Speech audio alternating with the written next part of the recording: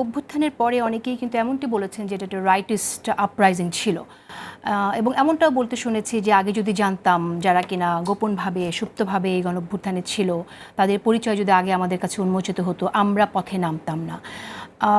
আমি একটু এই জায়গাতে আপনার কাছে দুটো প্রশ্ন করতে চাই যে এর মধ্য দিয়ে আমরা অনেককে দূরে সরিয়ে ফেললাম কিনা, যারা আসলেই শেখ হাসিনা মানে ফ্যাসিস্টদের পতন ছিল, তারা কোথাও কোনো না কোনোভাবে প্রতারিত বোধ করেছেন কিনা। আরও একটি ব্যাপার আমি এখানে উল্লেখ করতে চাই যে অভ্যুত্থানের পরে কিন্তু আমরা এরকম কিছু ঘটনাও দেখেছি যাতে করে প্রতীয়মান হয় যেন আসলে রাইটিস্ট ফোর্স আকারে কোনো গ্রুপ একটি প্রতিক্রিয়াশীল একটি ধারণা তারা রাখছে, এবং যেমন ধরেন উদাহরণস্বরূপ যদি বলি যে নারীদের ফুটবল খেলার ঘটনায় যেটা ঘটেছে, আপনার নারীকে হেনস্থা করে যে হাজতে গেছে সেখানে আপনার মব করে তাকে উঠিয়ে আনা, বের করে আনা, বা আপনার কোর্টে তাকে ফুল দিয়ে বরণ করে নেওয়া, এই যে জিনিসগুলো ঘটে গেছে, এটা কি আসলে গণঅভ্যুত্থানের চেতনা আকাঙ্ক্ষার মধ্যে ছিল? যদি না থাকে তাহলে এটা ঘটছে কেন? আমার বোধ হয় যে আমি পুরো বিষয়টাকে একটু ডিফারেন্ট জায়গা থেকে দেখি এবং জাহেদ ভাইয়ের সাথে আমি এখানে ডিসএগ্রি করি। যে আপনি যদি শেখ হাসিনার মেকিং দেখেন আমাদের একটা জিনিস মনে রাখতে হবে যে হাসিনা কোন জায়গা থেকে আসছে। 91-এ কিন্তু আমাদের একটা গণতন্ত্র হয়েছে, তাই না? এবং সেই গণতন্ত্র 91, 96, তারপর হচ্ছে 2001, তারপর একটা সার্টেন টাইমের পরে 2008-এ কিন্তু আমরা একটা নিয়মতান্ত্রিক গণতন্ত্রের মধ্যে দিয়ে গেছি। তাহলে আপনি যখন একটা গণতন্ত্র শুরু করলেন সেটা দুর্বল গণতন্ত্র থাকবে, কিন্তু আপনি one step by one step সামনের দিকে আগাবেন। তো শেখ হাসিনা ক্ষমতা এসে যেটা করলো, উনি তত্ত্বাবধায়ক সরকার ব্যবস্থা বাদ দিয়ে দিলেন, পরপর 3টা ইলেকশন চুরি করলেন। তো এটা একটা ডিফারেন্ট স্কেল। আপনি যদি বলেন যে এটা আগের কন্টিনিউশন, আমি এটার সাথে এগ্রি করি না। শেখ হাসিনা পুরো সিস্টেমটাকে আপনার যেভাবে কলাপস করছে, যেভাবে করাপ্ট করছে এবং যে জায়গায় নিয়ে দাঁড়িয়েছে, এটা বাংলাদেশে এক্সট্রাঅর্ডিনারি। এখন আমি আপনার প্রশ্নের উত্তরে আসি। আপনি যদি হাসিনাকে দেখেন যে শেখ হাসিনা যখন প্রথম ক্ষমতায় আসছে এবং এই কাজটা যখন সে করছে, তখন সে একটা divide and rule policy follow করছে। সে প্রথমে জামাত ইসলামকে টার্গেট করছে, বলছে জামাত ইসলাম হচ্ছে যুদ্ধ অপরাধী, জামাত ইসলাম মুক্তিযুদ্ধ বিরোধী, জামাত ইসলাম রাজাকার। তখন পর্যন্ত কিন্তু বিএনপি ভালো। তারপর যখন একটা সার্টেন টাইমে জামাত ইসলামকে ভিক্টিমাইজ করলো, তখন সে আপনার জিয়াউর রহমানকে কি বলছে? সে বলছে জিয়াউর রহমান সত্যিকারের মুক্তিযোদ্ধা না, সে ছিল পাকিস্তানের চর। আমরা কিন্তু শুরু থেকে বিএনপি জামাত শুনে এসেছি, কিন্তু কনসিস্টেন্টলি কিন্তু আপনি দেখছেন যে এই পার্থক্যটা করছে। তো এটা একটা ডিভাইড অ্যান্ড রুল পলিসি। তো আজকে যখন শেখ হাসিনার পতনের পরে আমাদের একটা গণতান্ত্রিক আকাঙ্ক্ষা হলো যে আমরা সেই 91 থেকে যে গণতন্ত্রটা শুরু করছি, উইল গো ব্যাক দেয়ার, এবং সেখানের ভুল থেকে শিক্ষা নিয়ে আমরা একটা আরো ভালো গণতন্ত্রে যাব। তখন আপনি যদি ওই ডিভাইড অ্যান্ড রুল পলিসি আবার ব্যাক করতে চান, তাহলে আপনি প্রথমে আবার 71 আনবেন, আপনি আবার যুদ্ধ অপরাধীর প্রশ্ন আনবেন, আপনি আবার বিচারের প্রশ্ন আনবেন, আপনি আবার জামাতকে ভিক্টিমাইজ করবেন। কিছু অমীমাংসিত প্রশ্ন তো থেকেই যাবে, এই প্রশ্নগুলো মীমাংসাও হওয়া জরুরি। সেগুলো আপনি রাজনীতিতে আলোচনা করবেন, কিন্তু আপনি রাজনীতি করবেন না। দেখেন, আপনি আওয়ামী লীগের একটা ট্রাইব্যুনাল করলেন, তাই না? আপনি ট্রাইব্যুনাল করলেন 17 বছর তারা ক্ষমতায় থেকে। আজকে হাইকোর্ট আপিলের ডিভিশন বলতেছে সেই ট্রাইব্যুনাল প্রসিডিউর ফলো করে নাই। তাহলে কি করলেন আপনি 17 বছর? এখন আপনি যদি আবার এসে বলেন যে আমার আবার এই বিচার করতে হবে, আবার রিভিউ করতে হবে, তাহলে তো আপনি জাতিকে সামনের দিকে নিচ্ছেন না। কিন্তু আই অ্যাগ্রি উইথ ইউ, আমাদের যতগুলো ঐতিহাসিক প্রশ্ন আছে সেই প্রশ্নগুলোকে সমাধান করতে হবে, কিন্তু সেগুলোকে যদি আপনি রাজনীতির জায়গা থেকে প্রশ্ন তোলেন তাহলে হবে না। দেখেন, শেখ হাসিনার ফ্যাসিবাদ যেই সন্তানকে গুম করছে, তার বাপ মায়ের কাছে তো রাজনীতি কোনো ইস্যু না, তাই না? যে 2000 লোককে সে গুলি করে মারছে, তার কাছে তো রাজনীতি কোনো ইস্যু না। তাহলে জনগণের আকাঙ্ক্ষা কি নাই এখান থেকে বের হয়ে আসার? অফকোর্স আছে। সেই আকাঙ্ক্ষাকে আমরা কিভাবে বাস্তবায়ন করবো, দ্যাটস দ্য কোশ্চেন। এখন দেখেন, আমি জাহেদ ভাইয়ের সাথে ডিসএগ্রি করি খুব স্ট্রংলি যে একটা জাতির যখন পিভটাল মোমেন্ট হয়, তখন আপনি দেখবেন যে কিছু যারা বড় নেতৃত্বে থাকে, এই লোকেরা যখন ভালো নেতৃত্ব দেয়, তখন জাতির সামনের দিকে এগিয়ে যায়। আপনি মালয়েশিয়াতে আমরা দেখছি মাহাতির মোহাম্মদ, আপনি যদি আমেরিকান হিস্ট্রি দেখেন, তাদের ফাউন্ডার ফাদার স্পেশালি করছে। মুক্তিযুদ্ধের পরে আমরা এটা করতে ফেল করছি কেন? শেখ মুজিবুর রহমান, যিনি মুক্তিযুদ্ধের আপনার এর আগের যে রাজনীতি তার নেতৃত্ব দিচ্ছেন, কিন্তু উনি গণতন্ত্র থেকে বাকশালে চলে গেলেন। উনি মুক্তিযুদ্ধকে ক্যাপিটালাইজ করলেন একটা দলের।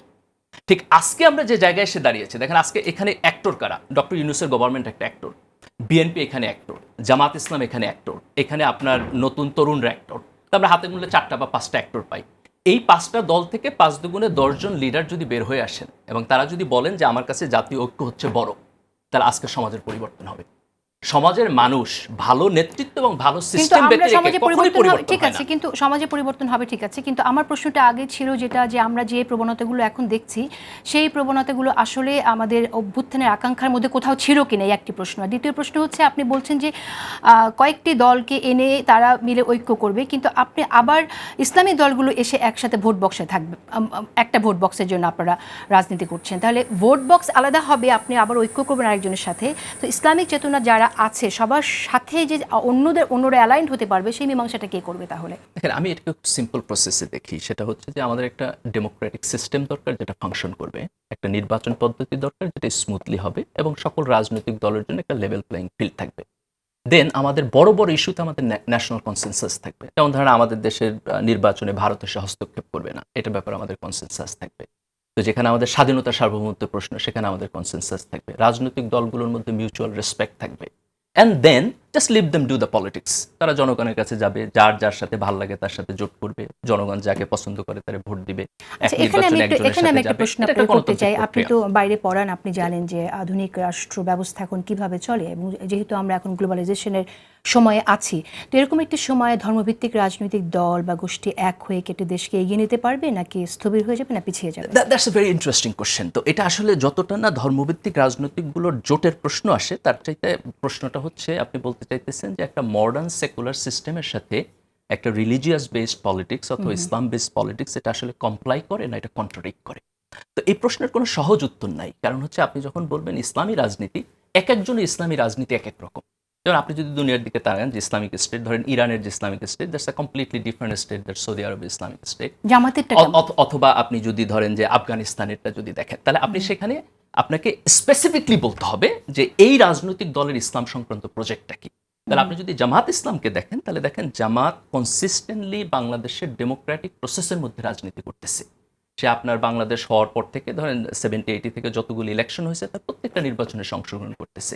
সে খুব স্পষ্টভাবে বলতেছে আমি ডেমোক্রেটিক ভ্যালুজ মানি, আমি জনগণের ওপিনিয়ন মানি, এবং আমি যখন সংসদে গিয়ে আইন প্রণয়ন করব সেটা আলাপ আলোচনা করে করব, আমি একা একা বসে টেবিলে বসে করব না। তাহলে আপনি অ্যাজ লং অ্যাজ আপনি ডেমোক্রেটিক ভ্যালুজ মানেন, এখন আপনার সেই democratic values is influenced by Islamic principle, that's not a problem. Different party different হয়। আপনি ধরেন ইভেন আপনি আমেরিকার রাজনীতি যদি দেখেন, ডেমোক্র্যাটদের ভ্যালুজ এবং রিপাবলিকানদের ভ্যালুজের উপর ক্রিশ্চিয়ানিটির ভিন্ন ভিন্ন প্রভাব আছে। আপনি ইউরোপে যান, সেখানে আপনার কনজারভেটিভ খ্রিস্টান পার্টি আছে। তো ডেমোক্রেসির মধ্যে কনজারভেটিভ মুসলিম পার্টি তো অ্যাক্ট করতে পারে, জামাত ইজ অ্যাক্টিং লাইক দ্যাট। তো আমি এটার মধ্যে কোনো কনফ্লিক্ট দেখি না।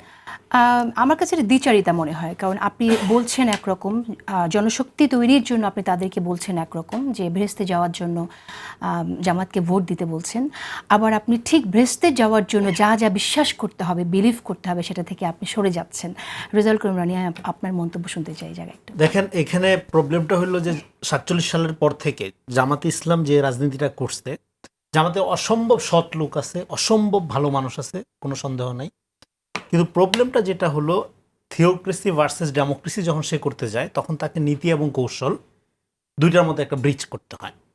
নীতি এবং কৌশল করতে গেলে, বা জামাত ইসলামের ক্ষেত্রে পার্টিকুলারলি বাংলাদেশে যেটা করছে, জামাত ইসলাম অলওয়েজ একটা আপনার প্রো স্টেট মানে প্রো এস্টাবলিশমেন্ট একটা পার্ট মানে অ্যাক্ট করছে, এবং কখনো কখনো বা বেশিরভাগ সময় এন্টি নেশন পলিটিক্স করছে। 47-এ, 71-এ এবং এরশাদের সময় নির্বাচন, 86 নির্বাচন, এরকম নানা উদাহরণ আপনি দিতে পারবেন। তো ফলে তাকে এক ধরনের প্রো এস্টাবলিশমেন্টের মধ্যে থাকতে হয়, এবং প্রো এস্টাবলিশমেন্টে থাকার যে নীতিটা, এই নীতিটা কখনো কখনো তাকে এন্টি নেশন করে তোলে। এই জন্য 71-এর মতো একটা বিগ ইভেন্ট, যেখানে জাতীয় মুক্তির প্রশ্ন প্রধান, সেখানে সে পজিশন নিয়ে ফেললো আর্মি ব্যাকড একটা সরকারের পক্ষে। এটা অ্যাবসার্ড, এটা কোনো পলিটিক্যাল বুদ্ধিতে হইতে পারে না। তো এখন এটা যে সে নিল, এটা নেওয়াটা, এটা তার যে থিওরিটিক্যাল সমস্যা, মৌদুদিবাদের যে থিওরিটিক্যাল সমস্যা, এটা ক্রিটিক সারা দুনিয়াতে বহু লোক করছে। ফলে এটা আমি আর নতুন করে করতে চাই না, এটা আছে। ফলে এই জায়গায় যখন আপনি করবেন, এখন বাংলাদেশের ক্ষেত্রে পার্টিকুলার প্রবলেমটা কি? প্রবলেমটা হলো যখন আপনি in the wrong side of হিস্ট্রিতে থেকে পলিটিক্সটা করতে যান, আপনি যত ভালো প্রপোজিশন দেন, যত ভালো অফার করেন, জনগণ আপনাকে বিশ্বাস করবে না।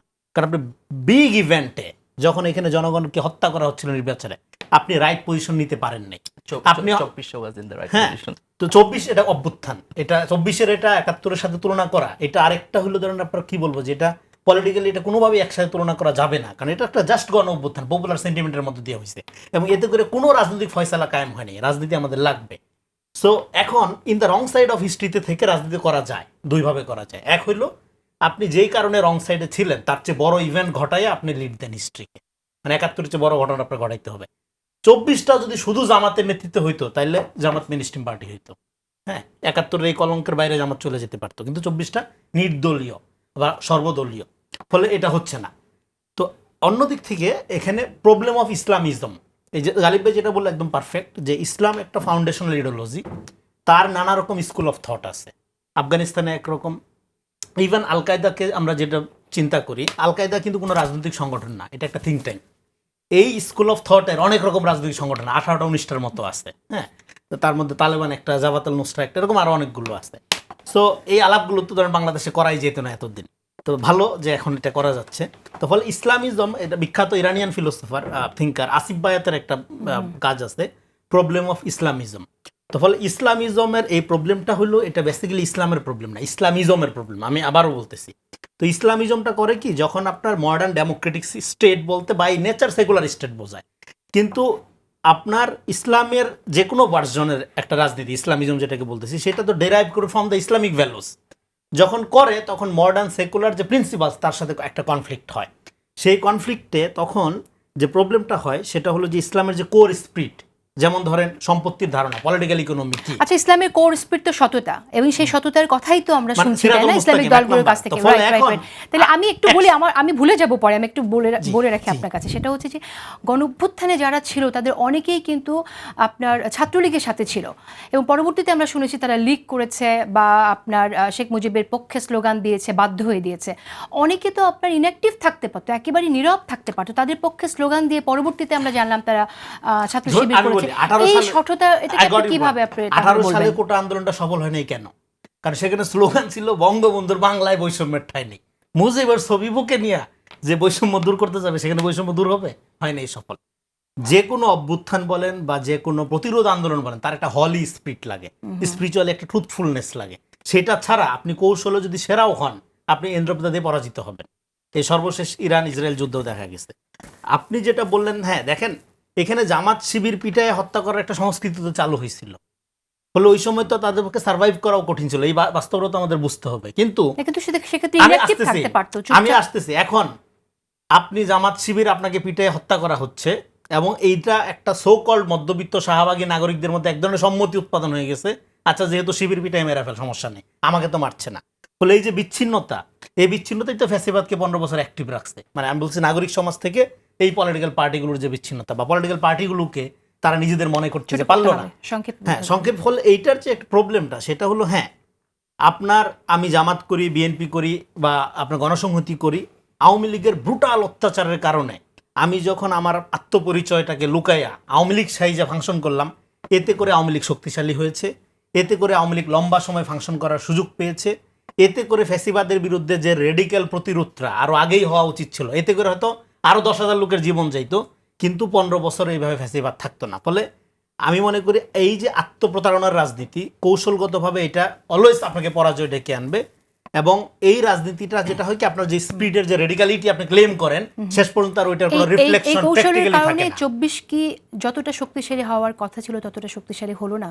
ডক্টর জাহিদুর রহমান, আমি একটা ব্যাপার একটু অ্যাড্রেস করা দরকার। গালিব ভাই বলছেন মাহাথির মোহাম্মদের উদাহরণ আনা হলো, এটা একেবারেই সঠিক উদাহরণ না। উনি কি গণতান্ত্রিক ছিলেন? না, উনি তো গরিবের লিকুয়ানিও। আমরা যদি মেইন মানুষটাকে নিয়ে কথা বলি, সো কল্ড বেনেভোলেন্ট ডিক্টেটর, এক ধরনের গণতন্ত্রের মুখোশে একজন স্বৈরশাসক যিনি বেনেভোলেন্ট, লিকুয়ানিও, সিঙ্গাপুর। আমরা সিঙ্গাপুর একমাত্র এক্সাম্পল। কুয়ান মাহাথির মডেল নিয়ে কথাবার্তা হয়েছে এবং এগুলো এসে চাপিয়ে দেওয়ার কথা হয়েছে।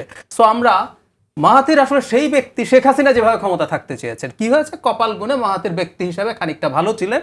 খানিকটা বলছি কারণ উনি লিকুয়ানিও না, মালয়েশিয়াতে ভয়ঙ্কর করাপশন ঢুকেছে এবং শেষ পর্যন্ত উনি ক্ষমতার জন্য যা করেছেন, শেখ হাসিনা মনে হয় 100 বছর বয়সের কাছে সেটা করতেন না। So it's not an example. কারণ একটা আমরা বাংলাদেশকে চাইছি একটা ফুললি ডেমোক্রেটিক কান্ট্রি হিসাবে তৈরি করতে। সুতরাং এখানে একজন নেতা ভালো হলেই সব করে ফেলা যাবে, এরপর আপনি বাকি সব ক্ষমতাকে সরিয়ে রেখে, আপনি সব ইনস্টিটিউটকে নষ্ট করে আপনি ক্ষমতায় থেকে ঠিক করবেন। সো আমরা ওই রকম নেতা আসলে চাইও না। কেউ একজন যদি টেকনিক্যালি বলছি এসে যদি এরকম করার চেষ্টা করে, আল স্ট্রংলি প্রটেস্ট দ্যাট। আমি একটা ডেমোক্রেটিক সিস্টেম চাই, সেখানে ভুলভ্রান্তির মধ্য দিয়ে, আমি এটাই বলতে চেয়েছিলাম, ভুলভ্রান্তির মধ্য দিয়ে গণতান্ত্রিক দলগুলো ফাংশন করে, তাকে রেকটিফাই করে নেয়, এভাবেই হয় সিস্টেমগুলো। এটাই আমাদের কাছে লেস রিস্কি বলবো। কারণ একসময় এই যে কুয়ান মাহাথির মডেল চাপিয়ে দেওয়ার চেষ্টা ছিল, এশিয়ান ভ্যালুজ নাম দিয়ে তত্ত্ব তৈরি হয়েছিল যে ওগুলো করো ভাই, দেশের লোকজন গণতন্ত্র বোঝে না, বেনেভোলেন্ট একটা ডিক্টেটর খুঁজে বাহির করো, সে এসে দেশকে সুন্দর উন্নত করে ফেলবে। সো এটাই এই এক্সাম্পল কেউ যদি দেন, তাহলে তাকে বেনেভোলেন্ট ডিক্টেটরশিপের কথা বলতে হবে, তাকে ডেমোক্রেসির কথা আর বলা যাবে না। আপনি ওইটা একটা model, go for that as well. Vietnam একদলীয় আছে, আবার ওইটা আছে সোকল গণতন্ত্র, কিন্তু আপনি ওটা নেন, সেটা একটা আরেকটা জায়গা। নাম্বার 2 হচ্ছে শেখ হাসিনার সময় অনেক বেশি করাপশন হয়েছে, সিস্টেম সব ভেঙে গেছে, এগুলো নিয়ে আসলে গত 15 বছর সমানে কথা বলেছি। এটা আমি, উনি কেন যেন গালিব ভাইটা ভুল বুঝেছেন আমি জানি না। আমি যেটা বলতে গেছি, আমাদের কালচারটা ঘুরে ফিরে ইন্টেন্সিফাইড হয়েছে, ঘুরে ফিরে একই জায়গায় কম বেশি রয়ে গেছে। আমরা এখনো ডেমোক্রেটিক ভ্যালুজ বলতে যাবো যে আমরা পরস্পরের সাথে ঠিকমতো ইন্টারাক্ট করতে পারি না, আমাদের ভাষার মধ্যে হিংসা ঘৃণার ভাষা আমরা চর্চা করি পরস্পরের প্রতি। বলেছি যে এগুলো একটা ডেমোক্রেটিক প্রসেসের মধ্যে আমরা কাজ করতে করতে এগুলো আস্তে আস্তে ঠিক হবে। 71-কে ইস্যু করা নিয়ে আলাপ, 71 ইস্যু হতে হবে তো। প্রত্যেক কিছু নিয়ে রাজনীতি করে, জামায়াত ইসলাম নিয়ে রাজনীতি করে। এই যে ইসলাম, খেয়াল করুন, উনি ইসলামিক কিছু ভ্যালুজ আনবেন। আমরা এখন যদি বলি এই প্রশ্ন, যেমন ধরুন আমরা সরিয়ে রাখি, বাংলাদেশে কিছুদিন আগে নারীদেরকে নিয়ে একটা রিপোর্ট পাবলিশড হলো, মানে ইসলামিজমের প্রবলেম, রনি যেটা বলছিলেন। ধরুন সম্পত্তি যখন সমানের আলাপ হলো, ওনারা এটাও ম্যান্ডেটরি করেন না, তখন কথা হলো এটা কোরআনের সাথে কনফ্লিক্ট করে, এটা হতে পারে না। তো তাই যদি হয়ে থাকে আমরা পাল্টা প্রশ্ন করি, তাই না, যে চুরির জন্য তো হাত কাটার বিধান কোরআনিক বিধান, ওটাও তো কোরআন লঙ্ঘন হয়, আমাদের কি পেনাল কোডে হাত কাটা আছে? তাহলে যেই মানুষরা ইসলামিজমের কথা বলেন ওনাকে তো ওইটার কথা বলতে হবে। সুদ স্পষ্টভাবে হারাম কোরআনে, হাদিসও না, তো তাহলে সুদও হারাম করে দিতে হবে। তাহলে যে কথাটা বলতে চাচ্ছেন একটা চেরি পিকিং আছে। তো ওনা জামায়াতে ইসলামে তো রাজনীতি করছে, ইসলাম বলছেন, কিন্তু আপনি যদি শরিয়া না আনেন তাহলে ইসলাম হলো কিভাবে? খানিকটা এরদোয়ানের মতো। এরদোয়ান লাস্টবার যখন নির্বাচিত হচ্ছেন তাকে সাংবাদিক জিজ্ঞেস করছেন, আপনার দল আবারও যদি ক্ষমতায় আসে আপনি কি মদ নিষিদ্ধ করে দিবেন? উনি মদের ট্যাক্স বাড়াইছেন এবং উনি সুদের হার বাড়িয়ে দিয়েছেন। ওনার এই সুদের পাগলামি হার কমিয়েছেন, ওনার এই পাগলামি কমানো হার নিয়ে ওদের ইকোনমিক ক্র্যাশ করেছিল, পরে ওনাকে সরে আসতে হয়েছে, কিন্তু সুদের হার কমাচ্ছেন কারণ সুদ ইসলামে হারাম। এই হচ্ছে ইসলামিজম। তো প্রত্যেকে যখন যে কোনো কিছু ব্যবহার করে তার রাজনৈতিক ফায়দার জন্য, আরেক দল যদি দেখে 71-তে আমি আমার প্রতিপক্ষ না বলি, প্রতিযোগীকে কাবু করতে পারি। এখনো যারা আমি জনাব শফিক একটা ইন্টারভিউ দিয়েছেন কয়েকদিন আগে, তিনি এখনো যদি কিন্তু দিয়ে কথা বলছেন, আপনি চাইলে আমি পড়ে শোনাতে পারবো উনি এক্স্যাক্টলি কি বলেছেন। যদি কেউ কষ্ট পেয়ে থাকে তাহলে নিঃশর্ত ক্ষমা। যদি এর আগে লন্ডনে বলেছিলেন 71-এ জামায়াত যদি কোনো ভুল করে থাকে এবং সেটা যদি সন্দেহাতীতভাবে প্রমাণিত হয় তাহলে আমরা ক্ষমা চাইব। শুনে নিই আমরা, আমি আসছি তো, যেটা বলছিলাম, সুতরাং প্রত্যেকটা জিনিসের রাজনীতি হবে, প্রত্যেকটা জিনিসের জামায়াত যখন রাজনীতি করবে যে আমি ইসলামের এই মূল্যবোধ যোগ করে এটা করব, আরেকজন জামায়াতের যে প্রতিপক্ষ আছে, প্রতিযোগী আছে, সে দেখাবে যে জামায়াত এই করেছে। যে লোক ইসলামের কথা বলে, পাকিস্তান মিলিটারি যখন বাংলাদেশে ভয়ঙ্কর রকম জেনোসাইড চালিয়েছে, ক্রাইম এগেইনস্ট হিউম্যানিটি করেছে, ইসলাম কোথায় ছিল তখন? ইসলাম সাপোর্ট করে যে আপনি নৈতিকভাবে, আমি ক্রিমিনাল অফেন্স সরিয়ে রাখি তাত্ত্বিকভাবে, যে আপনি নিজের মধ্যে হাত লাগান নাই, ধরে নিলাম তারা লাগিয়েছেন, কিন্তু আমি মনে করি লাগাননি, আপনি তাত্ত্বিকভাবে এই জেনোসাইডকে তো সমর্থন করেছেন, এটা তো আপনি স্বীকার করেন যে আমি পলিটিক্যালি চেয়েছি পাকিস্তান একত্র থাকুক। সো 25 মার্চের পর যে এই জেনোসাইড আর ক্রাইম এগেইনস্ট হিউম্যানিটি হলো, এটা আপনাকে ইসলাম দিয়ে করা গেছে। সো আপনি যখন এগুলো করবেন রাজনীতি হবে, সবকিছুতেই রাজনীতি থাকবে। আচ্ছা, জামাতের এই অস্পষ্টতা কেন একটু শুনি, এবং জামাত যদি কিন্তু রাজনীতি কেন করছে? একটা জিনিস অ্যাড্রেস করছি, জাহিদ ভাই খুব ইন্টারেস্টিং একটা জিনিস আছে, সেটা হলো যখন গণতন্ত্রের প্রশ্ন আসতেছে তখন উনি বলতেছেন যে রেভলিউশন দিয়ে কিছু হয় না, আমাদের একটা গ্র্যাজুয়াল ডেমোক্রেটিক সিস্টেম দরকার। আর যখন আমি তো রেভলিউশন মনেই করি না, না ঠিক আছে আমি বলি, কিন্তু আপনি যখন ইসলামী রাজনীতি আসতেছে তখন আপনি বলতেছেন যে চেরি পিকিং করলে হবে না। চেরি পিকিং তো একটা গ্র্যাজুয়াল রাজনীতি। আপনি রেভলিউশন করে ইসলামের সকল শরিয়া আইন এক মিনিটের মধ্যে ইরান হয়েছে, আপনি ইসলামিক রেভলিউশন করেন, আপনি ডেমোক্রেটিক সিস্টেমে কেন ফিট ইন করবেন? ইরান তো কি বলেছে, তালেবানরা কি করেছে, তারা অনেস্ট আছে অ্যাট লিস্ট, তারা বলেছে ভাই আমি তোমার সিস্টেমে ঢুকে মুনাফিকি করব না, আমি রেভলিউশন করে ক্ষমতা দখল করে হিজবুত তাহরির, আমি হিজবুত তাহরিরকে সৎ বলি তো, কারণ ও বলছে আমি শরিয়া কায়েম করব, তার সাথে আমার দ্বিমত আছে, আমি তাকে রাজনীতি করতে দেব না। আমি শেষ করি যে দেখেন, আপনি যখন ইসলামিক পলিটিক্যাল ফিলোসফির মধ্যে যাবেন আপনি ভিন্ন ভিন্ন গ্রুপ পাবেন। তার মধ্যে আপনি এক গ্রুপ পাবেন যারা রেভলিউশনারি, যারা বলবে যে না আমি ইন ওয়ান শট ইসলামের সকল প্রিন্সিপাল কায়েম করতে চাই। আপনি আরেক গ্রুপ পাবেন যারা বলবে যে না আমি রেভলিউশনারি না, আমি স্লোলি এটাকে পরিবর্তন করতে চাই। আপনি যখন একজনকে অনেস্ট বলতেছেন এবং আরেকজনকে ডিসঅনেস্ট বলতেছেন তখন আপনি ইসলামের থিওরিটিক্যাল জায়গা থেকে বলতেছেন না, আপনি বলতেছেন আপনার থিওরিটিক্যাল এক্সপেকটেশন। না আমি একটু ব্যাখ্যা করব। Let's talk about the cherry picking thing. এই cherry picking নিয়ে যদি একটু কথা বলি, যেমন ধরেন নারীদের সংসদে কতজন থাকা উচিত এবং নারীরা ইলেকশন করা উচিত, সেই নিয়ে যখন আমরা কথা বলেছিলাম শুরুতে, তখন কিন্তু আমরা খুব একটা সায় পাইনি জামাতের কাছ থেকে এই বিষয়ে। গালিব ভাই এক সেকেন্ড আপনি বলেন, কোনো অসুবিধা না, আমাদের এই ডিবেটটা ইজ ইন্টারেস্টিং। সেটা হচ্ছে যখন কেউ একজন সোকল ম্যান মেড, ওনারা কিন্তু প্রায় বলেন যে আল্লাহর আইন ট্রু, কোরআন এবং ইসলাম ফিক্সড একটা জিনিস, ওর কিন্তু এদিক সেদিক নাই, এটা আইদার অর, এটা বাইনারির মতো। যে মানুষের একটা নিয়ম তৈরি করেছে সে গ্র্যাজুয়াল কথা বলতে পারে, কারণ সে ক্লেম করছে না এটা সর্বশক্তিমানের কাছ থেকে এসছে এবং আমি সেটা ফলো করি। তো একটা পার্টি যখন ইসলাম শব্দটা তার সাথে আছে, সে আমি এটা এখন করব, দুইটা পরে করব, এখন আমি সুদের মধ্যে থাকবো, হারামের মধ্যে থাকবো, জাহিদ পরে ভাই, চেঞ্জ আমি করব, একটু বলি, এটা আপনি কেন আমাকে হয়? একটু বলতে দেন এবার শুনি। জি, sure, sure. আপনার ইসলামিক ল সম্পর্কে এই আন্ডারস্ট্যান্ডিং অত্যন্ত পুয়ার, এবং আমার মনে হয় যে আপনি কখনো ইসলামিক লিগ্যাল ট্র্যাডিশন পড়েন নাই, আপনি কখনো ইসলামের উসুল ফিক আপনি পড়েন নাই। যদি আপনি পড়েন তাহলে দেখবেন যে ইসলামিক লয়ে হিউম্যান ইন্টারপ্রিটেশনের বিশাল জায়গা আছে। আপনি নামাজ পড়তে যান, আপনি দেখবেন যে 5 জন লোক 5 ভাবে নামাজ পড়ে। আপনি হয়তো বাংলাদেশের মসজিদে নামাজ পড়তে গেলে দেখবেন যে সবাই একভাবে নামাজ পড়ে, কিন্তু আপনি যদি আমার আমেরিকায় যান যেখানে বিভিন্ন মাইগ্রেন্ট লোক আছে, আপনি দেখবেন যে হাত একজন এখানে বাঁধে, একজন এখানে বাঁধে, আরেকজন সোজা করে রাখে, হাতেই বাঁধে না। সুদ হারাম নিয়ে debate আছে? আমি একটু সুদ শেষ হারাম করি, নিয়ে আমি debate একটু আছে? শেষ করি প্লিজ। তো এখন আপনি যদি ইসলামিক প্রিন্সিপালকে ওয়ান সেট অফ প্রিন্সিপাল হিসেবে বুঝেন, কতগুলো মানছে যে এইটার Fixed. মধ্যে Fixed. কোনো ডিফারেন্স অফ আন্ডারস্ট্যান্ডিং নাই, এবং এইটাকে আপনার একভাবে আমি বুঝছি এইভাবে যে করে না সে ইসলামের বাইরে, এটা অত্যন্ত ভুল আন্ডারস্ট্যান্ডিং। ইসলামের লিগাল প্রিন্সিপালের মধ্যে মেনি মেনি ডিফারেন্স অপিনিয়ন আছে। আপনি সেটা কিভাবে বাস্তবায়ন করবেন? যখন আপনি সুদের কথা বলছেন, আপনি যদি ইসলামের ইকোনমিক প্রিন্সিপালে যান, কোরআনে একটা আয়াত আছে যেখানে আল্লাহ বলছে যে তোমাদের সম্পদ যেন তোমাদের ধনীদের মধ্যে আবর্তিত না হয়। That's the principal. আপনি কিভাবে এটা ইমপ্লিমেন্টেশন করবেন এটা কোরআনে বলে দেওয়া নাই। আপনি যখন ইসলামের ইকোনমিক প্রিন্সিপালের দিকে যাবেন, আপনি দেখবেন ডিফারেন্ট স্কলার ভিন্ন ভিন্ন আচ্ছা, আমি একটু বলতে চাই, আপনি যেটা না, এখানে বলছেন আমি ইসলামিক একটু- প্রিন্সিপালের কথা যেগুলো আপনি বলছেন, এবং বলছেন যে ইসলামে নানান রকম ব্যাখ্যা আছে, আপনি ওয়েস্টার্ন কান্ট্রির এক্সাম্পল এখানে টানছেন, তাহলে কোন ইসলামকে, ইসলামের কোন কোন জায়গায় কোন প্রিন্সিপালকে আপনি বাস্তবায়ন করতে চাইবেন যদি আপনারা কখনো ক্ষমতায় যান, সেটা কি সাধারণ মানুষকে বলেছেন কখনো? That's the point. আপনি যখন একটা ইসলামিক রাজনৈতিক দলকে প্রশ্ন করবেন গণতান্ত্রিক প্রক্রিয়া, দেখেন আপনি যদি গণতন্ত্রের বাইরে, তাহলে তো আপনার সাথে আমার কোনো কথা বলার সুযোগ নাই। আপনি যখন গণতন্ত্রের মধ্যে, তখন আপনি তাকে ভেরি স্পেসিফিকলি কোশ্চেন করবেন যে আপনি একটা ইসলামিক রাষ্ট্রকে কিভাবে দেখতে চান, আপনি ইসলাম বলতে কি বুঝেন, কিভাবে আপনি এটা ইমপ্লিমেন্টেশন করবেন। কিন্তু যেখানে আমার খুব অনেক বড় আপত্তি, উনি যখন অনেস্টির প্রশ্ন তুলেন, তার মানে হচ্ছে আমি ইসলামের একটা বার ঠিক করে দিলাম, আপনি যদি ঠিক এইভাবে না করেন তাহলে আপনি অন ইসলামিক।